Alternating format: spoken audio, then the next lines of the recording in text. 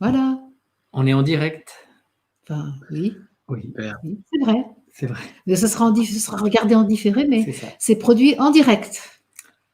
Eh bien, bonjour à toutes et bonjour à tous. Bonjour Bonjour David. les Bonjour amis. Marie-Odile. Ah, t'es Bonjour là. Mickaël. Bonjour Salut. Marie-Odile, bonjour David. CCC du samedi 5 décembre. 5 décembre 2020. Voilà, communication de conscience à conscience. Et aujourd'hui, c'est avec Michael. Et Marie-Odile nous a rejoint. Voilà, parce que c'est pas mon jour, moi. Mon jour, c'est le lundi. C'est ça. Eh bien, qui veut commencer? Moi, je peux commencer, j'ai pas de notes. Hein. Moi, je peux. Oui, vas-y, si tu veux. Moi, j'ai noté. Ok, ça va. Donc, je m'installe. Je sens la présence de chacun de vous fortement et très évidemment. Donc, toi, Michael, toi, Marie-Odile. D'abord, ce qui se passe pour le début de cette CCC, je sens une profonde détente et quelque chose de très paisible. Et je reste un moment avec un espace très vierge, il ne se passe pas grand-chose dans ma conscience, c'est assez neutre. Voilà, je suis vraiment invité on va dire à la détente. Et puis ensuite, je sens que l'action qui est menée, c'est lié au jeu. Donc J-E, donc c'est-à-dire la conscience. Et il s'agit alors le mot qui est employé, il y a un mot particulier qui est employé, mais alors ce ne serait pas de renforcer, de stimuler, tout ça c'est des synonymes du mot, hein, stimuler, renforcer la conscience en fait, vraiment la réveiller. Parce que je pense que je me sens, en même temps que je me sens calme et il ne se passe trop rien, je sens en même temps que ça pourrait être une espèce de torpeur qui est là. Et donc, je suis invité à mobiliser, à apprendre comment mobiliser ma conscience. Donc là, ma conscience au corps s'intensifie et je sens les vibrations des cellules, je sens que ça s'intensifie. Je vois à la fois cette concentration, cette dilatation. Et donc ça, je comprends que c'est des caractéristiques de la conscience aussi. Donc quelque chose à la fois très vertical, mais en même temps très, très souple. Donc il y a vraiment prendre conscience de ces différentes textures de la conscience, en fait. Donc, je suis relié au noyau à la membrane des cellules. Et donc, l'action va rester plus ou moins pendant les 10 minutes sur ce registre-là. Je sens que la présence de mère arrive, puis Sri Aurobindo. Bon, là, de façon personnelle, je constate que je suis un peu moins relié à mère ces derniers temps, mais c'était une posture qui invitait à changer, de me relier plus régulièrement à Sri Aurobindo. Et depuis lors, j'avais remarqué que j'ai moins de fluidité, en fait. Et je sens que j'ai une nouvelle mobilisation. Comme lorsque j'avais plus souvent mère en présence, c'est comme si elle prenait en charge quelque chose. Et depuis lors, depuis cette transition mère sur Sri Aurobindo, eh bien, il y a une mobilisation qui ne se fait pas totalement. Et donc, c'était tout l'objet de cette CCC, en fait. C'est voilà, de renforcer une conscience de disponibilité à recevoir l'esprit sans la présence de mère. On pourrait même assister par mère, mais bon, j'ai pris conscience de ça pendant la CCC. Donc, je sentais que c'était aussi assez personnel finalement et comme action. Mais en tout cas, la question de la mobilisation du jeu était très présente. Voilà pour moi. Super, merci. Moi, je veux bien apprendre la suite, hein, si c'est OK pour toi, Marie-Odile. Ouais. Quand tu parles du jeu, là, c'est marrant parce que moi, c'était aussi quelque chose avec le jeu, mais avec le J-E-U. Donc, ça m'a fait rire quand tu m'as parlé là, du jeu. Alors, moi, ça a commencé à 13h25, à la place de 13h30. Je me suis centré, j'ai ressenti comme quelque chose qui venait s'écouler dans mon corps de la tête en bas, comme un baume, qui venait vraiment me permettre de lâcher et de me détendre complètement. Donc, il y avait une grande détente qui est venue comme ça au début, de ma tête à mes pieds. J'entends les secondes de l'horloge qui s'égrènent et puis j'entends aussi beaucoup le vent qui souffle dans le poêle. Il y a beaucoup de vent là. Ensuite, 13h29, j'entends mon téléphone qui sonne avec comme un mail qui arrive. Je me dis, mince, est-ce que je me suis trompé d'heure? Je me suis dit, ça se trouve, c'est l'heure du débrief. Et en fait, c'était l'heure, c'était le mail de Marie-Odile invitant à se connecter à StreamYard après. Voilà. Donc, je me rassois. C'est vrai que c'était 13h40. Parce que je me suis dit, le sexe, c'est 13h40. Mais j'ai eu besoin de le repréciser. C'est ça, exactement. Oui, là, au moins, c'était clair pour moi. Donc, je me réinstalle et là, je sens votre présence à chacun. Donc, je sens Marie-Odile, je te sens souriante, joyeuse, jeune. Je dis pas que tu es vieille, hein. Je te sens une énergie de jeunesse. Et David, je te sens large. Je voyais une armoire, un peu un rectangle, avec les épaules très larges, et puis très droit. Un peu comme ce que j'ai senti de toi lors des 2 dernières guidances. Je sentais qu'il y avait quelque chose qui se développait, qui se mettait vraiment à l'avant de la scène et très droit. Ensuite, je sens mon cœur, quelque chose qui s'active au niveau de mon cœur. Donc, je me pose la question, est-ce qu'il y a un lien avec mon corps vibratoire?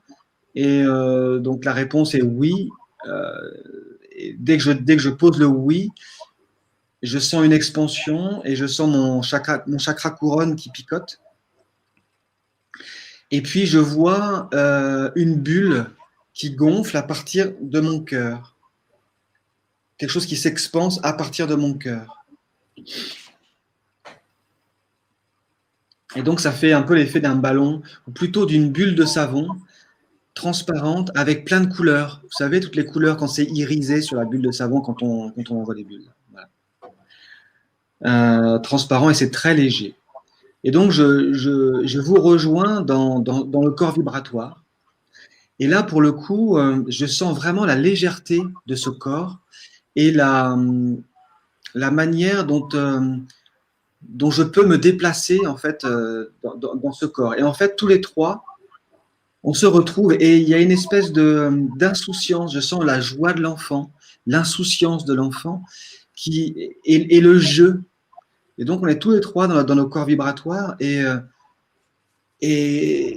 c'est comme, et voilà, on s'amuse quelque part à faire des cabrioles. Je sais pas, il y a quelque chose, il y a un mouvement qui se met qui s'opère entre tous les trois.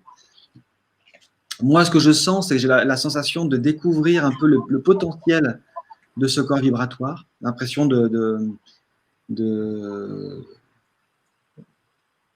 comme si jusqu'à présent j'étais un peu tendu, un peu figé dans mon corps vibratoire les fois précédentes où il fallait un peu que je maîtrise l'affaire et que là il y avait quelque chose, en fait, en lâchant tout, eh bien c'était, il y avait une grande souplesse. Je pouvais aller très vite, je pouvais m'expanser, ça pouvait réduire. Enfin, c'était une découverte pour moi.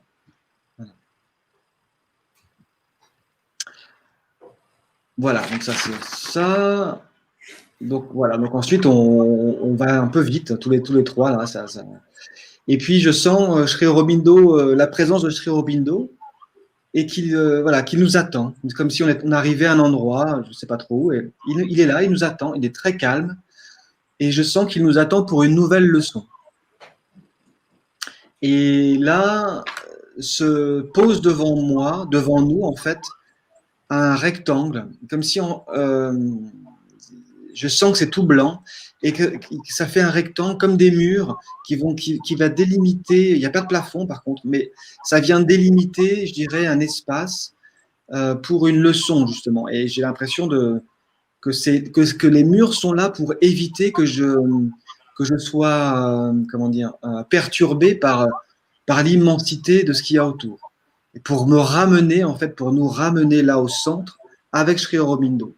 Et donc, il est là, il est très calme et bon, il ne me parle pas, mais c'est un peu, je me retrouvais un peu comme si j'étais en classe.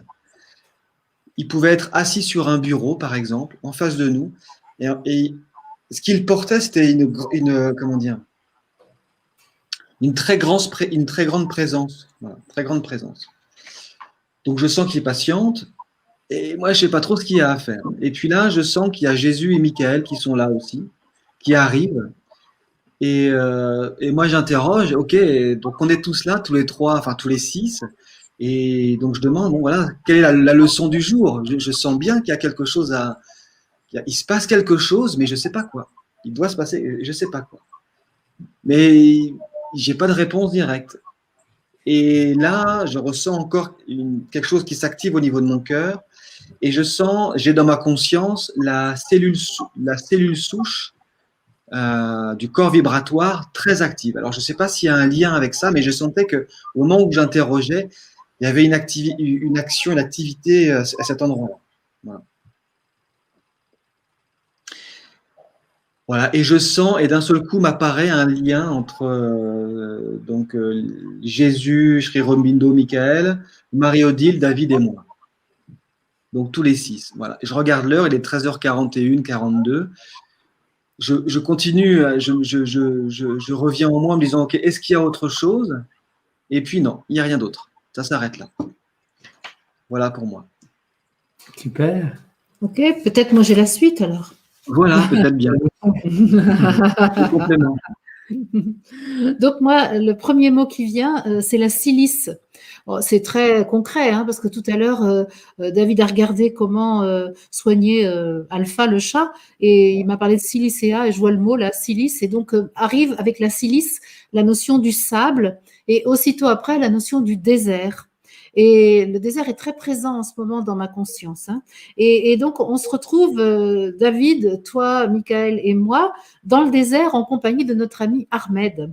Et Ahmed, donc bédouin du sud tunisien, nous accueille et il nous est présenté comme étant un passeur qui nous conduit plus haut, en fait, hein, qui nous conduit là physiquement, il nous conduit au sommet de la grosse dune du campement de Martoum el-Hogar, qui était très présent aussi là ces derniers temps, et il nous conduit en fait pour qu'on ait une vue panoramique sur le monde, depuis un lieu calme, loin de l'agitation mentale, loin de la folie des hommes. Effectivement, on est là sur le haut de la grosse dune là, et quand on est bien installé et qu'on a cette vue à 360 degrés autour de nous, eh bien, il s'en va, lui, il nous laisse tous les trois, et nous savons que pour cette leçon dont tu parles, Michael, il nous faut regarder l'état du monde, l'état de l'humanité. Et là, la leçon nous est donnée parce qu'il y a des êtres de lumière qui arrivent autour de nous. Et donc, on nous dit de regarder les différentes strates. Il y a 3 strates à regarder.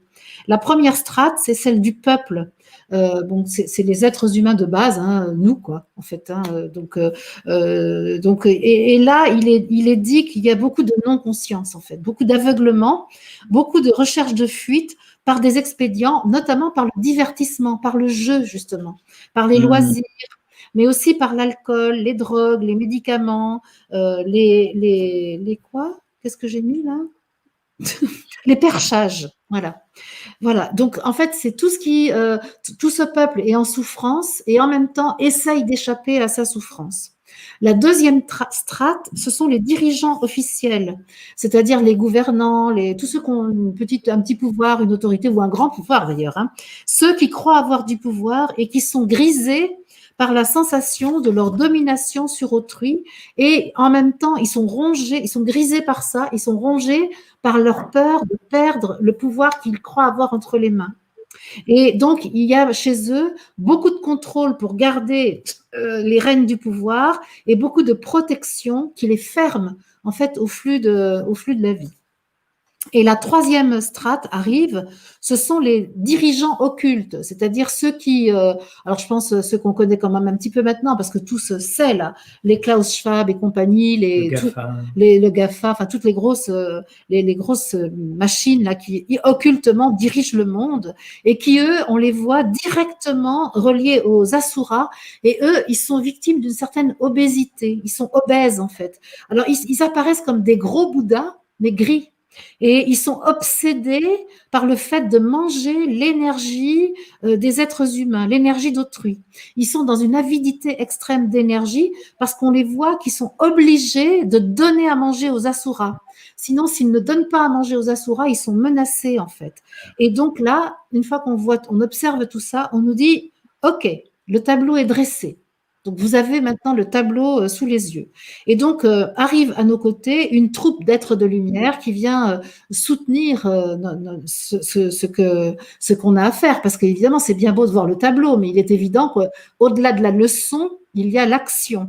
Et donc, cette troupe-là, et ils nous demandent de les aider, en fait. Parce que c'est eux qui vont agir, mais ils ont besoin de relais humains. Et ils nous demandent de les aider à diriger leurs rayons sur le peuple. Uniquement sur le peuple. Il faut vraiment qu'on soit, nous, on est un peu comme le gars qui a la poursuite sur une scène de théâtre, et donc on est là avec notre projecteur, là, et il faut qu'on arrose tous ceux du peuple, pas les autres. Les autres ne nous intéressent pas finalement, hein. C'est que le peuple. Et donc, ils nous disent de diriger leurs rayons sur le peuple afin que le peuple se réveille. Et là, il se met à pleuvoir de la lumière, il tombe des grains de blé d'or. Et là, tout à coup, la masse du peuple se soulève et l'ordre qu'on connaît, l'ordonnancement actuel du monde est complètement bouleversé. Le grand renversement a lieu. Waouh! Et là, David est déjà installé, il est juste 40 et c'est le bon moment. Ça me fait penser au pain. C'est le levain. C'est la ça. pluie de blé d'or. Ça fait un gros pain. Et le gros pain qui s'élève. Ouais. Et donc, c'est le peuple qui s'élève. Ouais, ben moi, va chercher ton pain parce que franchement, là, j'ai jamais vu un pain aussi beau que celui que David a fait ce matin. Donc, il est quand même magnifique, hein. Voilà, un gros pain. Je sais pas si on voit la hauteur, à la hauteur surtout. Voilà. Superbe. C'est énorme, hein, regarde. Voilà. Ouais. Donc, c'est ça. Donc, voilà. Je ne sais pas si ça te fait dire quelque chose de plus. Juste un raccord avec ce que tu percevais, Michael. Je sentais que moi, l'exercice qui m'était proposé sur la mobilisation du jeu était tout à fait lié au corps vibratoire. Parce que pour accéder aux modalités du corps vibratoire, il nous faut une compréhension, mais c'est pas intellectuel vraiment, mais de ce fameux jeu, en fait. Parce que c'est lui qui a les clés du corps vibratoire, de la conscience de conscience à conscience. C'est vraiment ça et c'était vraiment concentration, dilatation. C'est ce que tu vivais aussi dans un premier temps avec le corps vibratoire. Et je sentais que ça, c'était lié au corps vibratoire et qu'on menait effectivement des expériences du corps vibratoire. Et je trouve que c'est vraiment intéressant. Et puis ton final, la Marie-Odile, me parle beaucoup aussi. En fait. Et de nouveau, c'est bien complémentaire en fait. Oui, là je vois là que quand on est arrivé là avec cette pièce, ces murs blancs là qui viennent freiner en fait. Je sentais bien que ça venait me contenir. Et en fait, je crois que c'est vraiment ça. C'est vraiment lié à la manière dont il est facile de se disperser en fait avec l'extérieur. Dès qu'il y a une nouvelle chose qui arrive et qu'en fait là il fallait vraiment revenir là pour rester concentré avec le monde spirituel pour pouvoir vraiment canaliser, capter et puis être dans la présence en fait de l'instant par rapport à cette leçon là. C'est-à-dire que je crois qu'on en est arrivé à ce carrefour où il y a lieu de regarder comment le monde tel qu'on l'a vécu aujourd'hui, qu'on pourrait appeler l'ancien monde, finalement pourrait encore avoir des attraits avec le divertissement, avec de l'intérêt pour des outils, pour des technologies, et en réalité tout ça c'est une tentation qui nous maintient dans l'ancien, alors qu'en réalité il n'y a pas à renoncer à ça. Il y a à dire oui à la plus grande joie qui soit, celle d'être unifié et qui fait qu'on ne renonce à rien, puisque ce qui est choisi est tellement d'une qualité supérieure que la distraction, le divertissement, le loisir, le plaisir ne sont rien au regard de ce qui est choisi. C'est pas que ça nous attend, c'est que c'est choisi, parce que c'est déjà là. Et la question, c'est est-ce qu'on saura se défaire des repères anciens auxquels on est habitué pour entrer pleinement dans le repère d'aujourd'hui qui est connu de toute éternité, mais qui a été délaissé, qui a été laissé de côté au profit de la jouissance de la matière. Là, vraiment la confiance pour que ce retournement ait lieu, parce que ce retournement, effectivement, on lâche totalement l'ancien et on a une nouvelle perception du réel. Ouais, je vois bien, c'est vraiment une étape supplémentaire.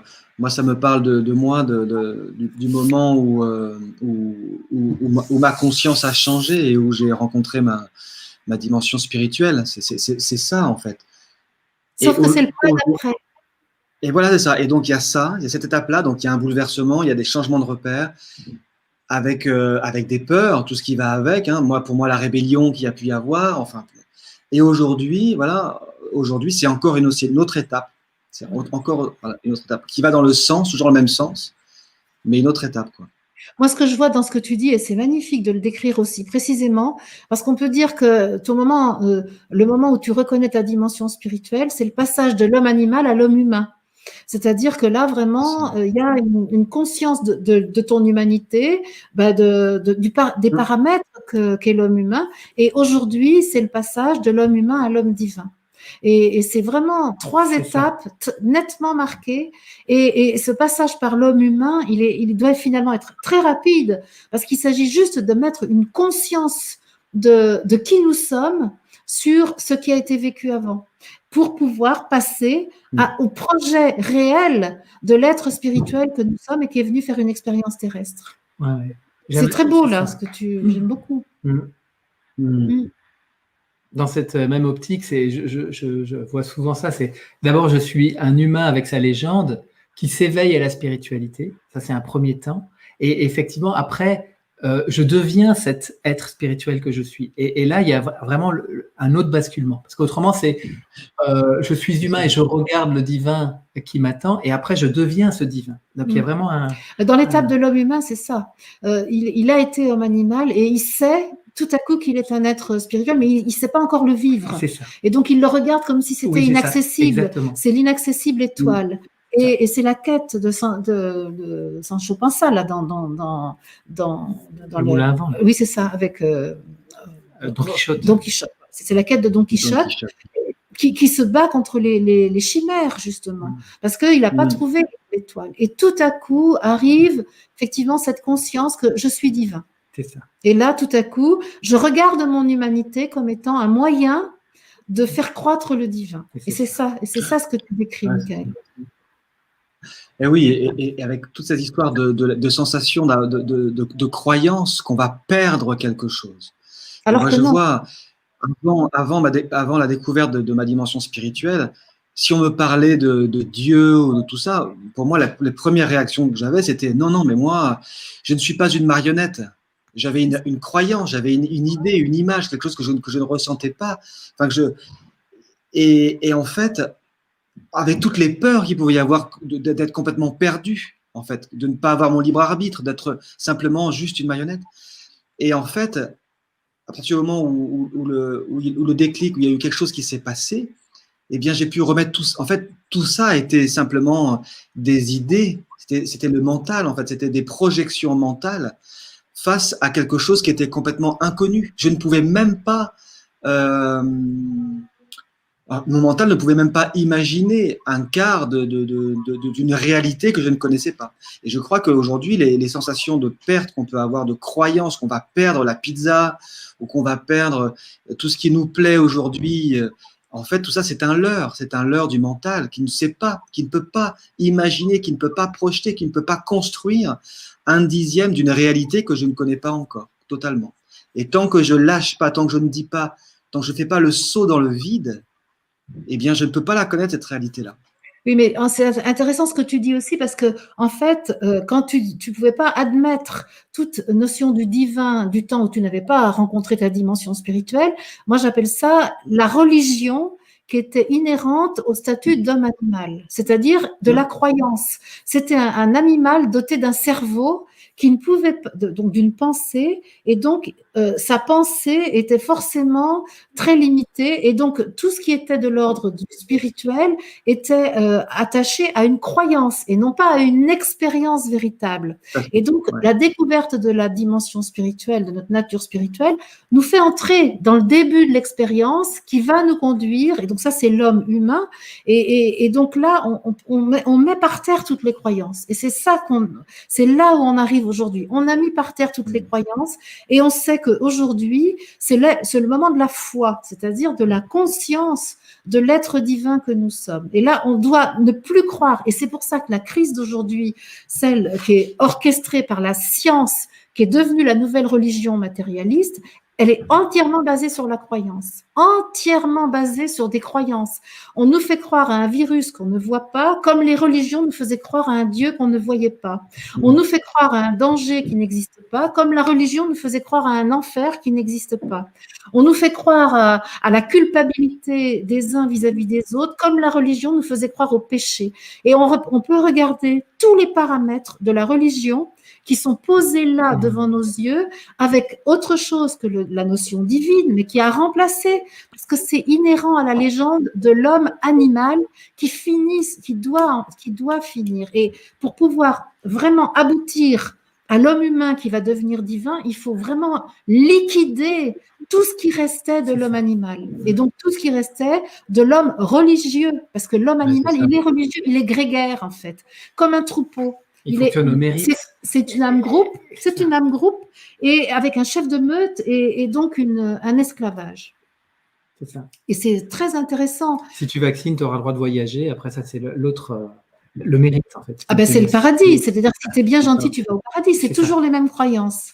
Toujours les mêmes croyances. Et là, c'est vraiment remarquable. J'aime beaucoup que tu parles de ton propre parcours, Michael, parce que ça permet de dire ça, justement, de voir que cette crise-là, c'est la dépouille de l'animal doit tomber, comme Jean-Baptiste. C'est vraiment aussi intéressant de voir Jean-Baptiste qui était vêtu de peau de bête et qui criait comme un animal dans le désert. Et il a fallu, effectivement, qu'il baptise Jésus pour qu'on lui coupe la tête, que vraiment, et on en est là aujourd'hui. Il faut couper le mental pour pouvoir aller dans le Christ, dans la divinité, et que chacun de nous le vive.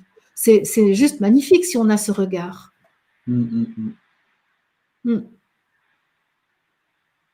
Génial. Ouais. Il me donne des frissons. Et en plus, on lui coupe la tête à Jean-Baptiste. Il y a quelque chose quand même avec tout ce qui est du divertissement, de la luxure humaine. Là. C'est pour plaire à Hérodote. C'est pour plaire à Hérodote et à Salomé, je crois, donc qui sont des femmes qui sont des séductrices, des manipulatrices. Et ça, c'est l'humanité, parce que symboliquement, ces femmes-là, c'est l'humanité en fait, hein, qui sont vautrées dans le stupre et la fornication, comme dirait Brassens, et effectivement qui sont enivrées de la jouissance et qui ont tout le pouvoir. C'est ce qu'on vient de décrire là, c'est la deuxième strate, mais qui ne voit pas. Du coup, sans le vouloir, sans le savoir, c'est cette luxure, c'est tout cet excès qui a permis de couper aussi cette animalité, en fait. Comme si elle s'était coupée l'herbe sous le pied. C'est un peu ce qui se passe là aujourd'hui, pour moi. Il y a tous ces excès qu'il y a autour de nous qui arrivent, en fait, à bousculer le retournement, quoi. Alors, ça va le faciliter, normalement. Ça devrait le faciliter, sauf que il y a nécessité de ce fameux jeu là dont vous avez parlé, qui doit impérativement apparaître dans la conscience des humains.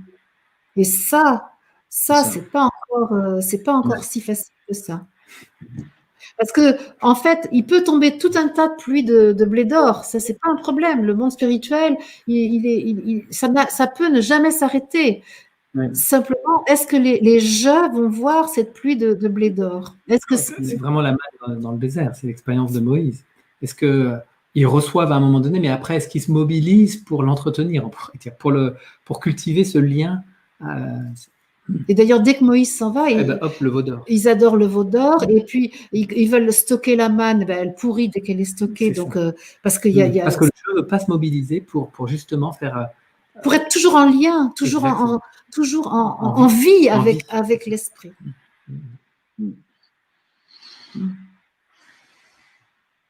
Génial.